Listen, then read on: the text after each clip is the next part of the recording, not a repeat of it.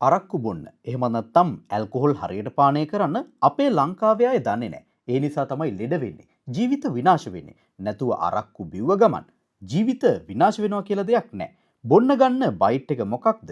Mix කරන ෂැන්ඩි එක පවා හරියට දැනගත්තොත් නිකරුණේ ජීවිත විනාශ කරගන්න අවශ්‍ය වෙන්නේ නැහැ. අද අපි කතා කරමු ඔයාට අරක්කු බොන්නම ඕන නම් ලෙඩෙක් නොවේ ජීවිත විනාශ කරගන්නේ නැතුව ඒ වගේම අනුන්ට කරදරයක් වෙන්නේ නැතුව ඔයාට සතුටු වෙන්න පුළුවන් විදිහට ඇල්කොහොල් එන්ජොයි කරන්නේ කොහොමද කියන එක ගැන. ඒ වගේම ඔයාගේ පවුලේ කෙනෙක් අරක්කු බොනවා නම් මෙන්න මේ දේවල් ටික අනිවාර්යයෙන්ම කියලා දෙන්න අමතක කරන්න එපා. අපි මුලින්ම බලමු ඇල්කොහොල් බිව්වම අපිට වෙරි වෙන්නේ නැත්නම් මත් වෙන්නේ කොහොමද කියලා. මේක පිටිපස්සේ තියෙනවා හරි අපූර්ව විද්‍යාත්මක කතාවක්. අපි ගන්න මද්යසාර ආමාශයට ගිය ගමන් ඒවා වෙනත් කෑම වගේ ඩයිජෙස්ට් වෙන්න පටන් ගන්නෙ නැහැ. ඒ කියන්නේ ජීර්ණයට ලක් වෙන්නේ නැහැ.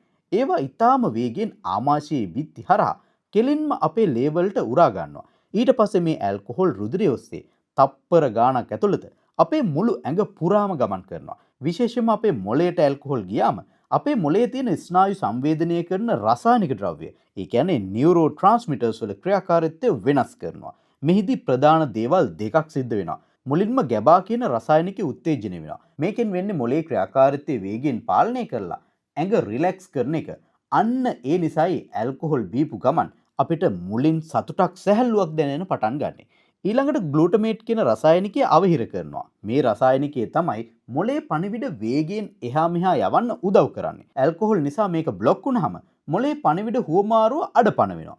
අන්න ඒ නිසායි වෙරිවේගෙන එනකොට අපිට කෙලින් ඇවිද ගන්න බැරි වෙන්නේ. කතා කරනකොට වචන පැටලෙන්නේ. ඒ වගේම බය ලැජ්ජාව නැති වෙලා ඕනම දෙයකට චණ්ඩිය වෙන්න හිතෙන්නේ. සරලවම කිව්වොත් වෙරි වෙනවා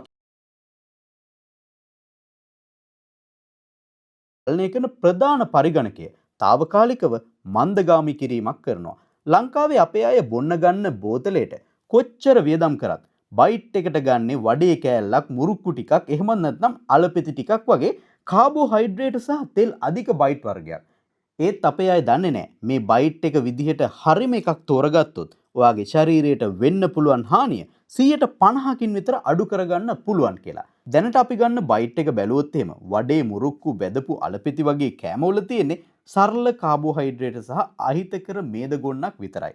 මේවයින් වෙන්නේ ඇල්කොහොල් පානය කිරීම නිසා අධික ලෙස වෙහෙස මහන්සි වී වැඩ කරන අක්මාවට තවත් අමතර මේදබරකුත් එකතු වෙන එක විතරයි.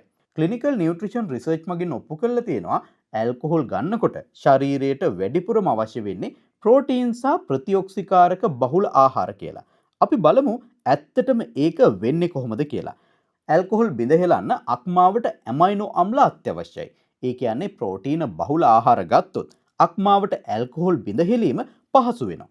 ඒ සඳහා කුකුල් මස්, මාළු, බිත්තර, කජු, රට කජු වගේ අධික ප්‍රෝටීන් ප්‍රමාණයක් සහිත බයිට් එකක් ඊටාම් වැදගත් වෙනවා.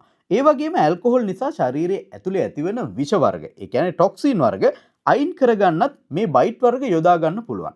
ඒකට අපිට විටමින් C බහුලව අන්තර්ගත වෙන, පොටෑසියම් බහුලව අන්තර්ගත වෙන කොමඩු, දොඩම්, අන්නාසි වගේ පළතුරු වර්ග බයිට් විදියට එකතු කරගන්න පුළුවන්. ඒ වගේම ඇල්කොහොල් නිසා විජලනය වෙන ශරීරය සජලනය කරන්න මේ පළතුරු වල අන්තර්ගත වෙලා තියෙන ජලය වැදගත් වෙනවා. ඒ විතරක් නෙමෙයි ලංකාවේ අපේ අය ඇල්කොහොල් ගැන හිතන විදිහේ ලොකු අවුලක් තියෙනවා. ලංකාවේ යාළුවෝ සෙට් වුණාම මම අද බෝතලයක් ගැහුවා.